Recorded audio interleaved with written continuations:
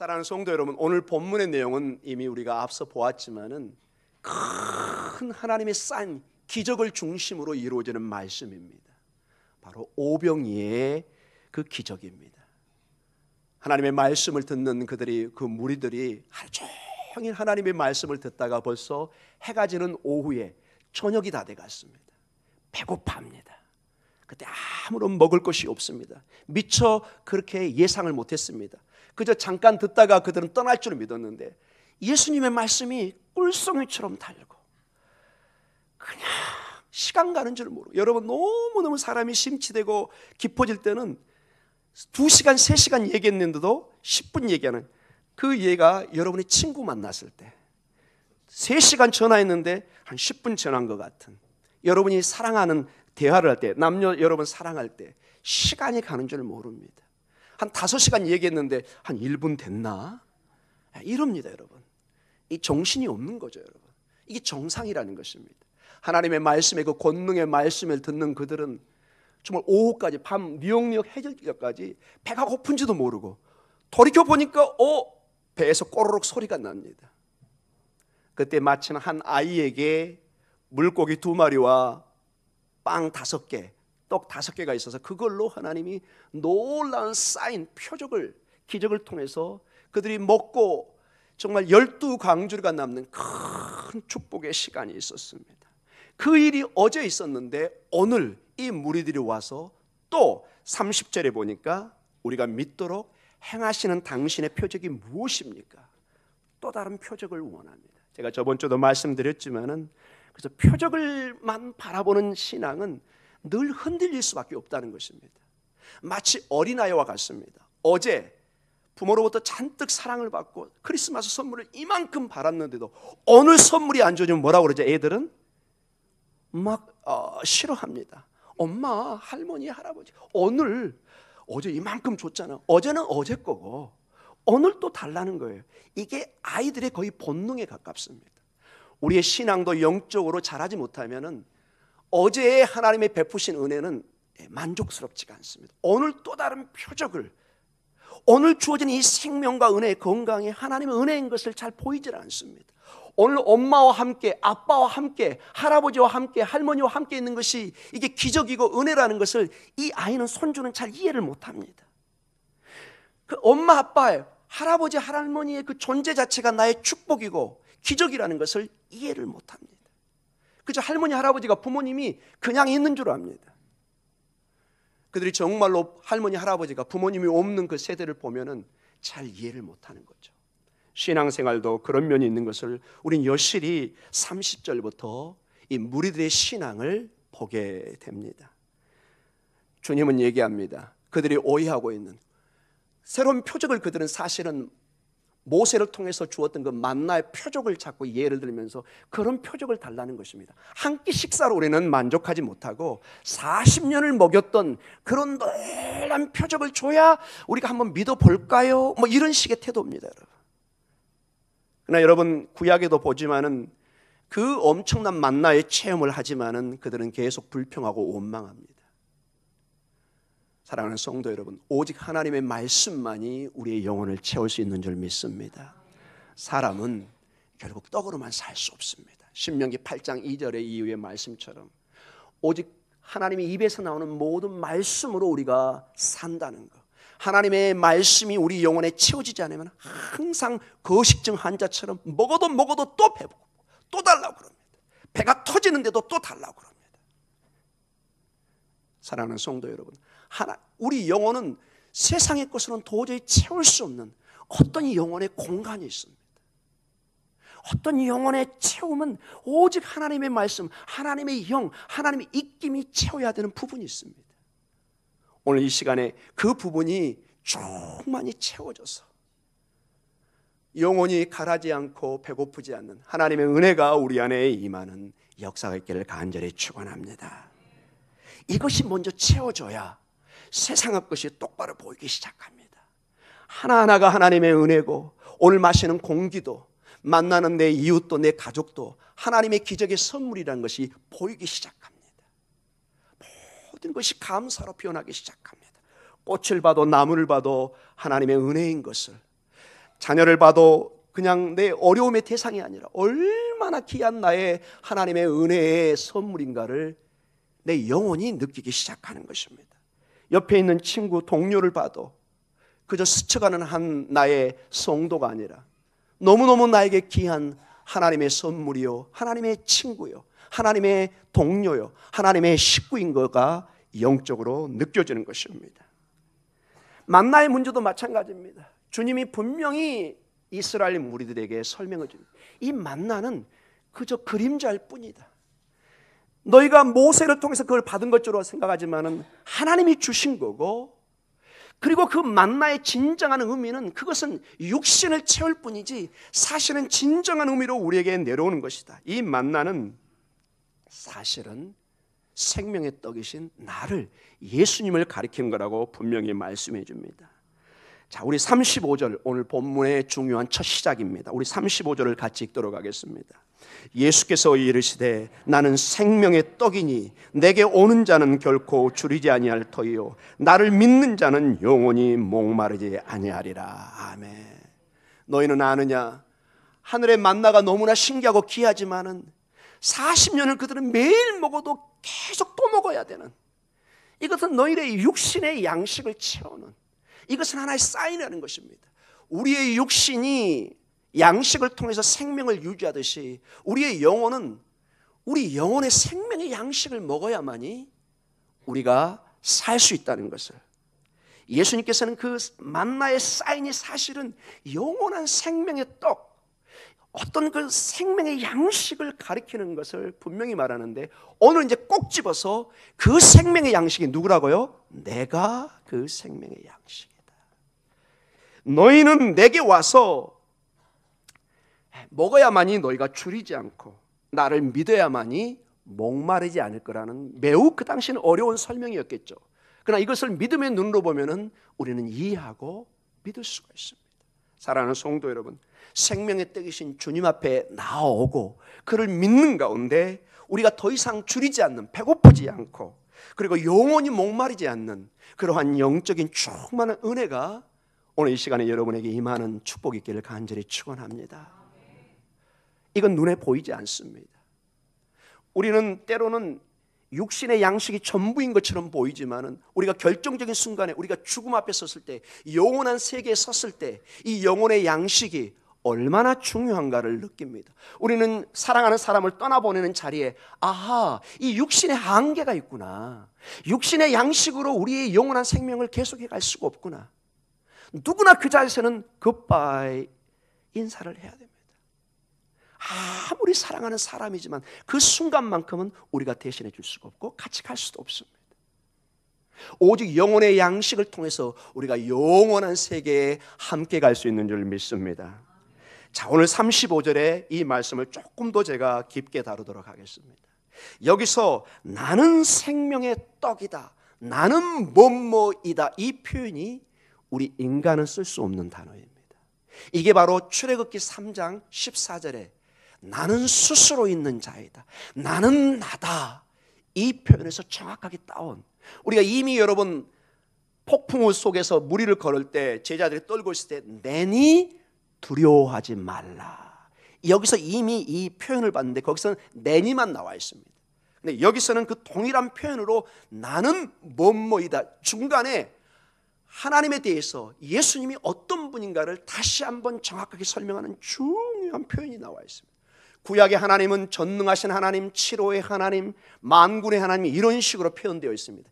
신약에 이 예수님이 하나님이신데 나는 뭐뭐이다, 이 표현은 오직 구약의 하나님만 쓸 수 있습니다. 이 표현을 예수님이 지금 쓰고 있습니다. 요한복음에는 놀랍게도 7가지의 나는 뭐뭐이다, 예수님이 어떤 하나님이신가를 7가지로 표현하고 있습니다. 몇 가지요? 7. 유대인들에게 7은 완전 숫자입니다. 그래서 풍부한 예수님의 그 정체성, 하나님으로서 예수님의 구체적으로 인간이 알아들을 수 있는 그러한 표현으로 우리에게 표현해 주고 있습니다. 먼저 오늘 요한복음 6장 35절 그리고 48절 58절에 나는 생명의 떡이다, 따라해 볼까요? 나는 생명의 떡이다. 첫 번째 나는 뭐뭐이다 뜻입니다. 나는 하나님인데 나는 생명의 떡처럼 너희에게 존재하는 하나님이라는 것입니다. 그러니 너희는 내게 와서 먹고 마시라는 것입니다. 이 하나님을, 이 생명의 떡을 접하지 않고는 마치 만나를 먹지 않고 40년을 버틸 수 없는 것처럼 우리는 이 영적인 세계에 버틸 수도 살아갈 수도 없다는 것입니다. 그 다음에 요한복음 8장 12절에 나는 세상의 빛이다. 따라 보겠습니다. 나는 세상의 빛이다. 나는 뭐뭐이다의 두 번째로 세상에 비친 존재로 표현하십니다. 마치 태양이 온 우주에 생명의 빛으로 비치는 것처럼 예수님은 빛으로서 어두움에 죽음의 죄인들에게 비추는 빛으로서 우리를 죄로부터 영원한 생명으로 인도하는 생명의 빛이라는 것입니다. 마치 어둠이 칠흑 같은 곳에 배가 망망대해를 갑니다. 어디로 가야 될지를 모릅니다. 근데 저기에 불빛이 쫙쫙, 그게 뭐라고 그러죠? 등대입니다. 여러분, 등대는 저는 어부는 아니었지만은 그 일 통해 하신 분한테 들었습니다. 생명이랍니다. 이 등대가 방향을 잡아주지 못하면은 그냥 자초돼 버립니다. 배가 어디 가서 어디에 부딪힐지 모릅니다. 옛날에는, 지금이야 좀 더 낫겠지만 옛날에는 이거는 생명의 등불입니다. 반드시 등대를 세워놔야 됩니다. 이스라엘에 가면 여러분 그 희망봉 많이 들어보셨죠? 그 희망봉에 가보면 거기에 큰 등대가 있습니다. 거기를 지나가다 수많은 배가 다 자초돼 버렸습니다. 근데 그 등대를 보고 방향과 기준을 잡아서 피해서 이렇게 갈 수 있는, 주님이 우리의 영혼을 인도하는 생명의 빛이라는 것입니다. 두 번째로 나는 세상의 빛이다. 그 다음에 세 번째로 요한복음 10장 7절에 나는 양의 문이다. 따라 읽겠습니다. 나는 양의 문이다. 세 번째로 나는 뭐뭐이다 해서 양의 문입니다. 여러분, 양들이 이제 꼴을 먹고 집에 돌아와서 어디를 통해서 자기 집으로 들어갈까요? 문을 통해 들어가야 돼요. 이 문을 통하지 않은 것은 대부분이 늑대요, 도둑놈입니다. 사실은 주인과 양은 이 문을 통해서 들어가게 되어 있습니다. 우리가 다 양입니다. 예수님의 문을 통하지 않으면 우리는 집에 들어갈 수가 없습니다. 아멘. 그래서 예수님 이 표현들을 보면은 지극히 그 이스라엘 백성들이 이해하기 쉽게 아주 그들의 삶 속에서 나는 뭐뭐이다를 표현하고 있습니다. 세 번째로 나는 양의 문이라는 것입니다. 네 번째로 요한복음 10장 11절과 14절에 따라하겠습니다. 나는 선한 목자다. 선한 목자다. 그 당시 대부분이 목축을 하는 사회였습니다. 양들에게 생명은 목자입니다. 왜냐? 광야는 늑대, 자칼, 곰, 성경에 사자도 있었고, 양은 여러분 그냥 추풍 낙엽과 같습니다. 그 어떤 짐승하고도 싸워서 이길 수 없습니다. 여러분, 양이 늑대와 곰과 싸워서 이겼다, 그 양을 데려오시기 바랍니다. 기네스북에 올리도록 하겠습니다. 불가능합니다. 여러분. 그냥 밥입니다. 여러분. 늑대의 밥입니다. 여러분, 몽골 지역의 선교사님들 얘기 많이 들어보시죠. 여러분, 그 보면은 몽골 지역이 주로 양을 많이 치는데 주로 가장 무서운 적이 누굴까요? 늑대입니다. 여러분. 산속에 있다가 밤만 되면 와서 양들을 잡아먹는. 그래서 그들이 양들을 때로는 이렇게 섬기기도 하지만 어쩔 수 없이 양을 사냥하는 모습을 가끔 다큐에서 보기도 합니다. 선한 목자가 없이는 우리는 살 수 없습니다. 이 땅의 삶에 우리 힘으로 살 것 같지만 우리는 근본적으로 양입니다. 우리 힘으로 이길 수 없는, 우리 힘으로 어떤 길을 갈 수 없는, 오직 목자, 특별히 어떤 목자죠? 선한 목자의 인도를 받아야 됩니다. 여기서 왜 선한 목자라고 했을까요? 여기에 싹군의 목자도 있습니다. 싹군, 누굴 말할까요? 돈 받고 그저 적당히 시간만 때우는. 그러나 늑대가 오면은 이 사람들의 특징은 36개 주랭랑입니다. 양을 지키기 위해서 목숨을 걸고 주인은 싸웁니다. 그러나 싹군, 돈으로 고용한 사람은 자기 목숨이 중요하기 때문에 그냥 도망가 버립니다. 우리 주님은 목숨을 내놓은 선한 목자인 것을 저희는 믿습니다. 아멘. 이게 네 번째입니다. 나는 선한 목자다. 다섯 번째로 요한복음 11장 25절에 따라해 보겠습니다. 나는 부활이요 생명이다. 아멘. 얼마나 놀라운 선을 하고 있습니다. 예수님이 하나님이신데 이 부활이요 생명이란 말은 이 말입니다. 그 누구도 어떤 인간도 지금까지 죽음을 이기지를 못했습니다. 어떤 세상의 철학과 학문과 의술도 이것을 이겨내기 위해서 진시황도 불로초를 찾았다는 그 막 기록에 나오잖아요. 불가능합니다. 그런데 이 주님이, 우리의 예수님이 죽음을 이기시고 빈 무덤을 만드셨습니다. 무덤에 갔더니 당연히 시체가 없죠. 왜? 주님은 그 자리에 있을 사람이 아닙니다.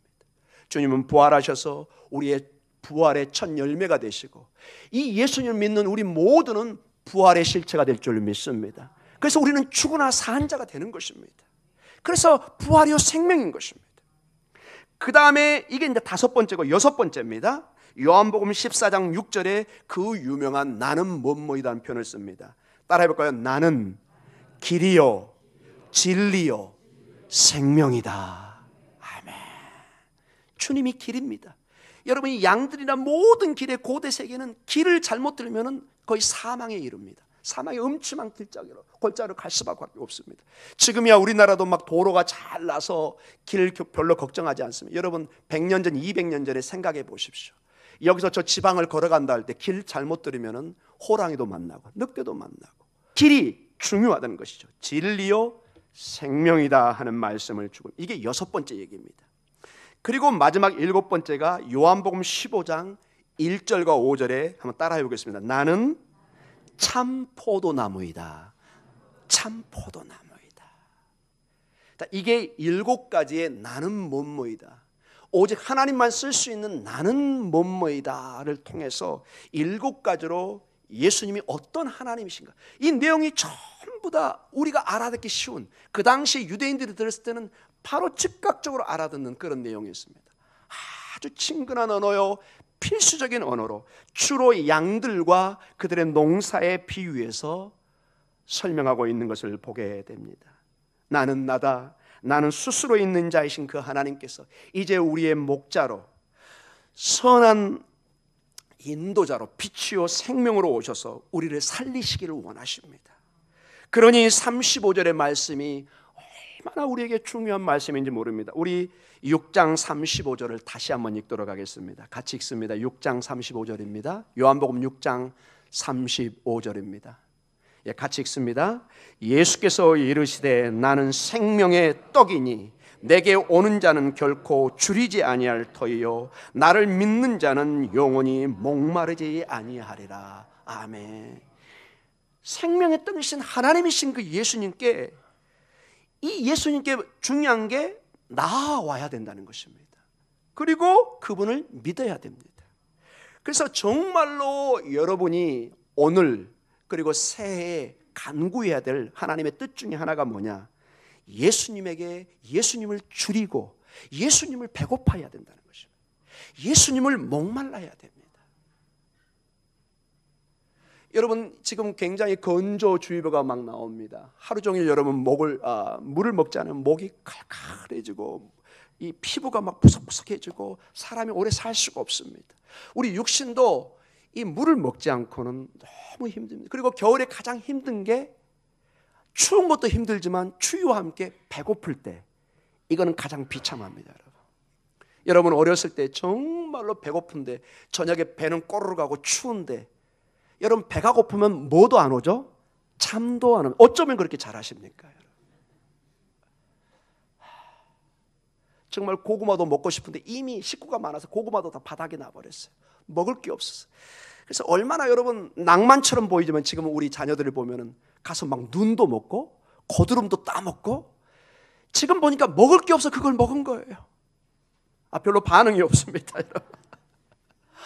예, 뭐 고드름 가서 뭐 먹고 그냥 이빨 그거 막 깨지기도 하고 그 생각이 납니다. 정말 저희들 가난했습니다. 여러분 한 50년 전에 사진들을 한번 봐보세요. 얼마나 우리나라가 가난했는지. 6.25 이후에 정말 먼지 위에서 일어난 여기 우리 부모님 세대는 정말로 고생을 많이 하신 것입니다. 정말 문자적으로 배고픈 사람은 산에 가서 나무 껍질을 벗겨서 먹어야 되는, 국가로부터 배급을 받지 않으면은 살 수 없는 그런 가운데, 배고프면 정말로 잠이 오지 않는 그 서름은 말로 할 수 없는, 남의 집을 지나갈 때 그 맛있는 냄새가 날 때 차마 발길이 떨어지지 않는 그런, 여러분 우리 육신도 물과 양식에 이렇게 목마르고 굶주려 합니다. 우리의 영혼은 어떤가요, 여러분? 우리는 순간적으로 물을 마시고 육신이 배가 따뜻해지면은 놀랍게도 이 영적인 이거에 둔해지기 시작합니다. 사랑하는 성도 여러분, 오늘 주님이 말씀하십니다. 내게 오는 자는 결코 줄이지 아니할 것이다. 저는 이것을 영적으로 다시 도전하고 싶습니다. 그래서 주님에게 주님을 배고파야 됩니다. 주님, 저는 주님을 더 먹고 싶습니다. 주님의 빵을 더 먹고 싶습니다. 생명의 빵을 저에게 주시옵소서. 저에게 주시옵소서. 33절의 말씀처럼, 그리고 34절에 주여 이 떡을 항상 우리에게 주소서. 비록 무리들이 얘기했지만 철없는 무리들이 우리의 기도도 항상 주님 주의 생명의 떡을 저희에게 주시옵소서. 이 기도가 여러분의 기도가 되시기를 간절히 축원합니다. 왜냐?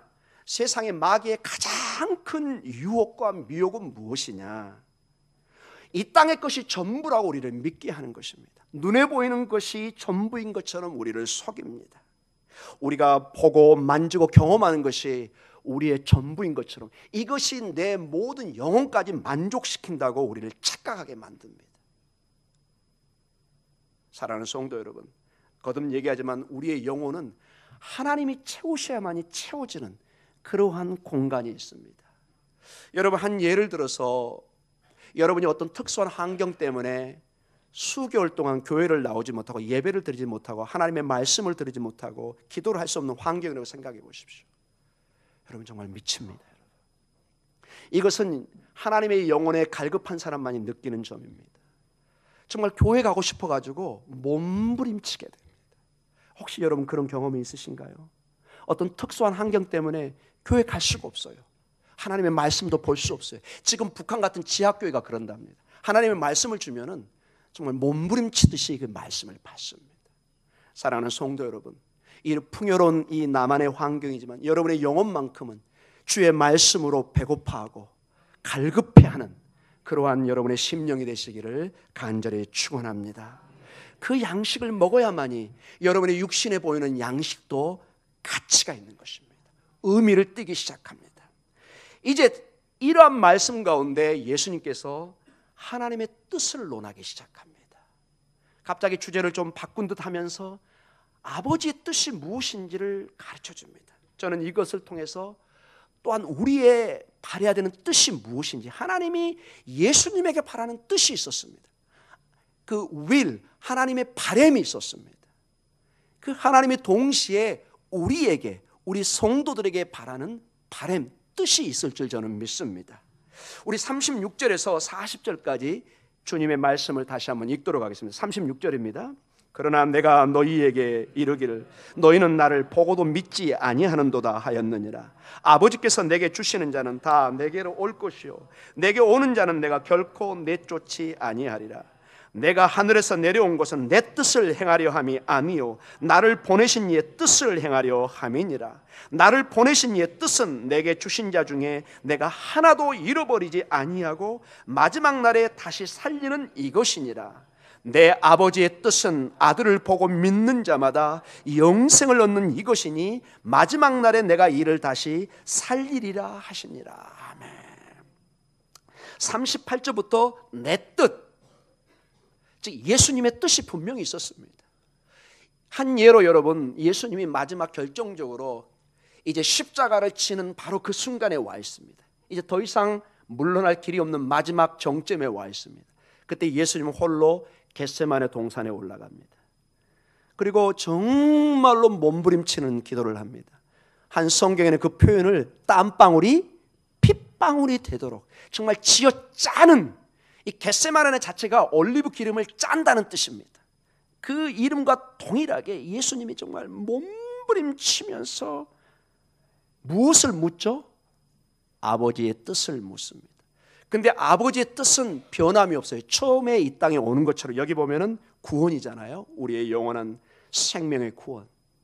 근데 이 구원의 방법이 예수님이 받아들이기가 힘든 거예요. 무엇을 통해서 우리를 구원하기를 원하죠? 십자가의 죽음을 통해서. 예수님도 인간의 몸을 입었기 때문에 우리가 알 수 없는 어마어마한 고민이 있었던 것을 우리가 알 수, 그냥 쉽게 하나님 저 기쁨으로 일을 하겠습니다, 이것이 아니라 예수님도 정말로 몸부림치는 아버지의 그 뜻을 이루는데 다른 혹시 방법이 없습니까? 내가 십자가를 지지 않고 다른 방법을 통해서 아버지의 뜻을 이루고 싶습니다. 아마 이런 뜻을 내비쳤을 거로 우리는 추측해 볼 수 있습니다. 왜냐? 십자가에 달린다는 것은 신명기 21장 23절에 나무에 달린 자마다 하나님의 저주를 받은 자다, 이렇게 나와 있습니다. 즉 예수님이 십자가에 달리는 순간 하나님의 뭐가 임하죠? 저주가 임합니다. 완전히 저주라는 것은 하나님과 예수님이 분리가 되는 것입니다. 지금까지 단 한 번도 아들이신 예수님은 아버지와 분리된 적이 없습니다. 가장 긴밀한 관계. 이걸 좀 어려운 말로 삼위일체라고 그러는데 이건 신비입니다. 설명하기가 불가능할 정도로 너무너무 사랑의 관계로 하나가 되는데 그 순간만큼은 아버지의 저주가 그곳에 임합니다. 아버지 하나님은 그 저주를 통해서 우리의 저주를 사하기를 원합니다. 우리의 죄를 사하기를 원합니다. 그런데 그 아들은 이게 너무너무 힘든 거예요. 그러나 마지막 기도 중에, 땀방울이 핏방울이 되는 기도 중에 마지막 결론이 뭐죠? 아버지 하나님, 내 뜻대로 마옵시고 아버지 뜻대로 하옵소서. 아버지, 분명히 내 뜻은 있지만은 그러나 나는 아버지의 뜻이 이루어지기를 원합니다. 38절에 내가 하늘에서 내려온 것은 내 뜻을 행하려 함이 아니요 나를 보내신 이의 뜻을 행하려 함이라. 아버지가 이 일을 하니 나도 일을 한다. 아버지의 뜻은 분명합니다. 아버지께서 허락한 선택된 백성이 있습니다. 여러분과 저 같은 하나님의 백성 교회가 있습니다. 이 백성들을 하나라도 잃지 않는 구원하는 귀중한 뜻이 있습니다. 40절에 보니까 아들을 믿고 믿는 자마다 영생을 주려는 아버지 하나님의 고귀한 뜻이 있습니다. 이 뜻을 행하기 위해서 예수님이 몸부림치고 있는 것을 보게 됩니다. 하나님께서 예수님을 향한 아버지의 뜻은 분명합니다. 마지막 날에 모든 일을 살릴 거라고 39절과 40절에 말씀하고 있습니다. 그 아버지의 뜻을 따라서 그 예수님의 순종과 헌신을 통해서 여러분과 제가 오늘 영원한 생명을, 영원한 희망을 꿈꿀 수 있는 줄 믿습니다. 주의 은혜입니다. 주의 감사입니다. 자, 이제 그러면 아버지 하나님이 우리를 향한 하나님의 뜻이 무엇인가를 도전해 볼 시간입니다. 여러분, 우리는 나의 존재가 가장 소중합니다. 모든 세상의 철학과 방법은, 모든 가르침의 핵심에는 인간입니다. 여러분, 우상도 봐보십시오. 결국 인간이 마지막 세우는 게 우상이라는 것입니다. 그 우상이 가만히 보면 누굴 닮았죠? 차마 대답을 못 하시는 건가요? 여러분과 저를 닮았습니다. 결국 인간이 우상이 되는 것입니다. 여러분, 아주 깊이 들어가면 내가 하나님 자리에 가는 것입니다. 모든 중심은 납니다. 우리는 본능적으로 내 중심으로 갈 수밖에 없습니다. 본능적으로. 여러분, 그게 사실 그리고 나쁜 것도 아닙니다. 우리가 하나님 앞에 우리 가정의 축복, 우리 가정의 건강, 여러분 이게 왜 나쁩니까? 여러분 우리가 하나님 앞에 우리의 축복과 건강을, 우리의 사업의 번창을 기도하지 않으면 그럼 우리가 뭐 무당한테 가야 됩니까? 어디 저기 용왕산에 저기 뒤쪽에 있는 그 이상한 바위에게 가야 됩니까? 가끔 보면 그 바위를 막 쓰다듬고 막 청소하는 분이 계세요. 근데 그분은 모르는 게 있어요. 어떤 분이 거기 시하는 걸 제가 봤거든요. 제가 그 비밀은 그분에게 절대 안 알려줍니다. 그런데 가서 기도하고 막 쓰다듬고 난리를 치고, 얼마나 제가 안타까운지 몰라요. 연세가 꽤 있으세요. 그 돌에서 뭐가 나오는지, 뭐 맥반석인지 모르겠습니다. 그게 모르겠어요 도대체. 근데 여러분, 우리가 영적으로 어두워지면은 여러분의 학식과 뭐 생활에 전혀 상관이 없어요. 여러분, 이단들 특징을 봐보세요. 아주 엘리트들이 많습니다. 아주 씩씩한 젊은이들이 거기에 얼마나 많은지 모릅니다. 영적으로 이렇게 흐려지면은 모든 판단력이 흐려져 버리고 영적인 영아 아이 상태로 변해버립니다. 그래서 교주의 얘기가 다 진리처럼 들립니다. 오직 주의 말씀만이 우리를 자유케 할 줄 믿습니다. 아멘. 그러니 여러분 이 자리에 있는 것이 좀 부족하지만 얼마나 귀하고 감사한지 모릅니다. 그러나 여러분, 자, 그 모든 것이 우리의 축복을 위해서 기도하는 것 다 중요합니다. 그러나 우선순위가 늘 제가 강조하는 것입니다. 아버지가 우리에게 먼저 구해야 될 아버지의 뜻이 있습니다. 예수님에게도 예수님의 뜻이 있었습니다. 그러나 아버지의 뜻을 능가할 수는 없습니다. 예수님의 자유의지 속에 예수님은 다른 방법을 통해서 아버지의 뜻을, 구원의 뜻을 이루기를 원합니다. 그러나 아버지의 뜻은 태초부터 그 아들이 십자가를 통해서 이 구원의 사건을 이루기를 원하시는 것입니다. 우리의 다양한 바람이 있습니다. 소망이 있습니다. 새해, 내일 아마 여러분 많은 기도 제목을 여러분 봉투에 적을 줄 저는 제가 다 읽겠습니다. 아주 귀한 것입니다. 그러나 그 모든 것이 하나님이 함께하지 않으면 의미가 없다는 것입니다. 사랑하는 성도 여러분, 이제 다시 결론적으로 말씀을 마치겠습니다. 오늘 35절의 말씀처럼 생명의 떡이신 예수님 앞에 먼저 여러분이 배고파하시고 목말라 하시기 바랍니다. 그 주님 앞에 주의 뜻을 먼저 구하시기 바랍니다. 그 뜻이 뭘까요? 하나님, 가장 귀한 하나님의 뜻이 뭘까요? 그 아들을 향한 뜻은 영혼 구원이었습니다. 영혼 구원. 그럼 우리를 향한 하나님의 뜻은 뭘까요? 그것이 바로 6장 29절에 이미 우리에게 주신 말씀입니다. 요한복음 6장 29절입니다. 같이 읽겠습니다. 요한복음 6장 29절. 예수께서 대답하여 이르시되 아버지께서 보내신 이를 믿는 것이 하나님의 일이니라 하시니라. 하나님의 일, 하나님의 영생, 하나님의 뜻입니다. 하나님의 일, 하나님의 바람이 뭐냐? 그 전에 여러분 28절에 제자들이 묻는 것이 무엇이 하나님의 일입니까? 어떻게 해야 우리가 영생을 얻습니까? 어떻게 해야 우리가 하나님의 뜻을 알 수 있습니까? 모든 걸 표현했습니다. 29절이 모든 답입니다. 아버지께 보내신 그 이, 즉 예수님을 믿으면 모든 것이 출발한다는 것입니다. 저는 이 말씀을 묵상하다 이 구약의 모든 핵심 단어가 생각났습니다. 여호와를 경외하는 것이 모든 것의 시작이니라. 모든 것의 출발이니라. 여호와를 아는 것, 그분을 두려워 떨림으로 섬기는 것이 모든 인생의 출발이다, 시작이다. 이게 구약 전체의 잠언의 결론입니다. 잠언이라는 건 지혜의 모음입니다. 모든 하나님 말씀을 한마디로 지혜로 모으면은 여호와를 두려워하는 것입니다. 그분과 함께 출발하는 것입니다. 이것이 모든 인생의 비기닝, 시작이요 출발이라는 것입니다. 오늘 요한복음 6장 29절에 그 어떤 일보다 우리가 우선해야 될 게 하나님의 뜻, 하나님의 바람, 하나님의 일은 뭐라고요? 예수님을 믿는 것입니다. 그분을 믿고 그분을 배고파하고 그분을 굶주려 할 때 놀랍게 우리 안에 이런 일들이 일어납니다. 진리를 알지니 진리가 너희를 자유케 하리라. 자유함이 일어납니다. 기쁨이 일어납니다. 소망이 일어납니다. 감사가 일어납니다. 찬양이 있습니다. 죽을 것 같은데 살 것 같은 소망이 내 영혼에 일어납니다. 이건 수학으로도 무엇으로도 풀 수 없는 신비의 역사입니다. 이 모든 것이 주님이라는 이 생명으로부터 시작됩니다. 마치 여러분 이 씨앗들, 이 나무들 밖에 뿌립니다. 언제 저것이 발화를 해서 나무가 자라고 식물이 자랄까? 농부들은 걱정을 하긴 하지만 잘 안 합니다. 왜냐? 때가 지나면 햇볕이 딱 쬐이고 비가 온 다음에 어느 날 가보면 뭐가 나오죠? 신비하죠. 자고 나고 며칠만 지나면 그 씨가 언제 자랄까? 근데 생명의 기적이 일어납니다. 여러분 그게 기적이 아닌가요? 그 작은 씨앗이 자라서 30배, 60배, 100배의 열매를 맺습니다. 얼마나 귀합니까 여러분?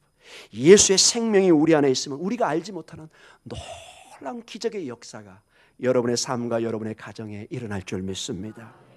이제 마지막으로 이사야 55장 1절과 3절의 말씀을 이사야 선자가 이스라엘 백성에게 주신 말씀이지만 오늘 여러분에게 저에게 주신 말씀으로 받으시며 힘을 내시기 바랍니다. 이사야 55장 1절과 3절입니다. 같이 읽겠습니다.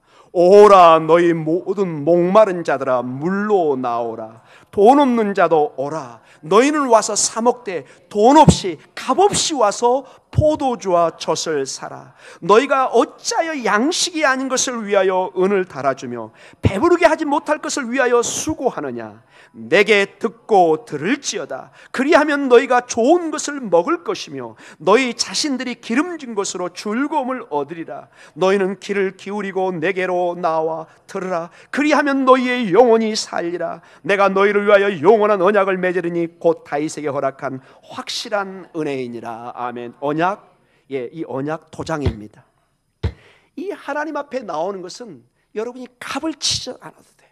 우리가 공기와 해가 너무 귀하고 값지기 때문에 여러분과 제가 돈으로 지불할 수가 없어요. 그래서 하나님이 온 땅에 무료로 주는 겁니다. 무료로. 여러분 나라에서 뭐 햇볕과 벚꽃 이거 불가능합니다, 여러분. 오늘도 예배 마치고 좀 춥긴 하지만 마음껏 햇볕과 공기에 감사하시고 마시기 바랍니다. 오늘 제가 조사해 보니까 이 설교를 위해서 미세먼지가 좀 약해요. 마음껏 들여 마시기 바랍니다. 할렐루야. 할렐루야. 하나님의 은혜입니다. 이렇게 값없이 우리가 마시고 햇볕을 쐬듯이 하나님의 은혜는, 예수님은 너무나 귀하기 때문에 그저 우리가 목말라고 배고파하면서 주님 앞에 가면은 마치 5,000명을 먹으듯이 오늘 여러분을 먹이시고도 남음이 있을 줄 믿습니다. 여러분이 굶주려하고 배고파하는 가운데 내년에는 정말 12강절이 먹고 남는 충만한 은혜가 여러분의 가정과 여러분의 생업에 있기를 주의 이름으로 축원합니다. 아멘. 우리 기도하겠습니다.